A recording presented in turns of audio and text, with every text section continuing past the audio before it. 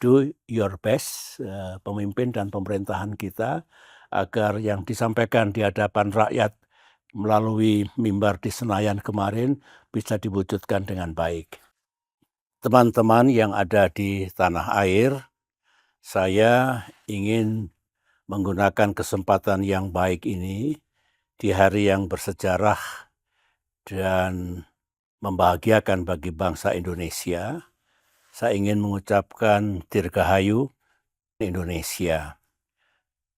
Kita bersama-sama bersyukur kehadirat Tuhan Yang Maha Kuasa, Allah Subhanahu wa Ta'ala, karena kembali kita merayakan Hari Kemerdekaan 17 Agustus tahun 2026 ini.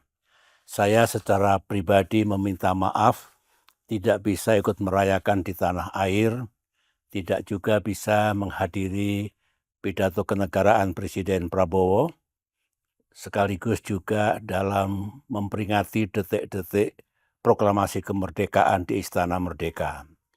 Sebagaimana yang saya lakukan tahun-tahun kemarin. Karena saat ini, bulan Agustus ini saya berada di Rochester, Amerika Serikat untuk melakukan serangkaian pemeriksaan kesehatan atau medical check-up.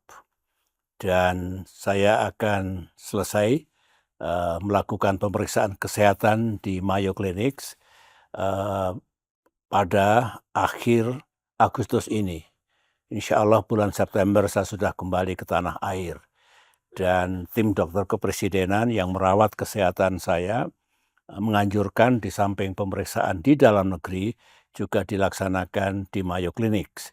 Karena saya pernah menjalani operasi pengangkatan prostat pada tahun 2021 yang lalu dan setiap tahun dilakukan pemeriksaan.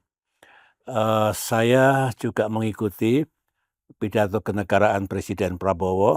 Teman-teman di tanah air menyampaikan kepada saya substansi dari pidato beliau.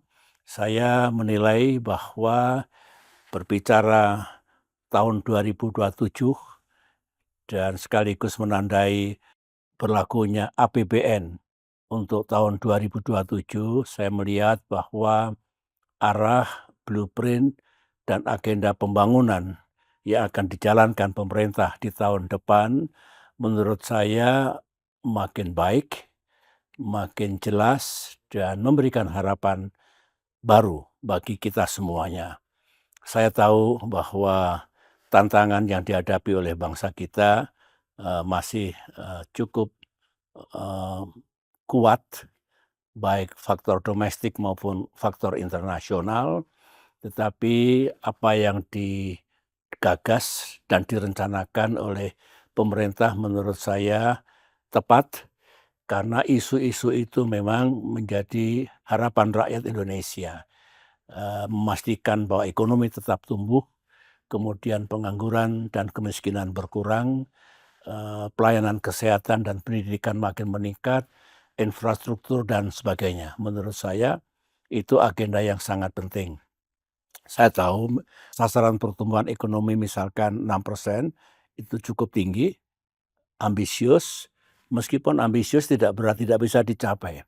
Karena pengalaman saya memimpin dulu dengan 10 tahun rata-rata 6%, memang alhamdulillah kemiskinan turun secara tajam, pengangguran juga begitu, utang negara juga menurun drastis, tetapi GDP termasuk income per kapita meningkat secara tajam. Oleh karena itu 6% andai kata bisa diraih kembali oleh pemerintah Indonesia akan baik dampaknya bagi rakyat kita.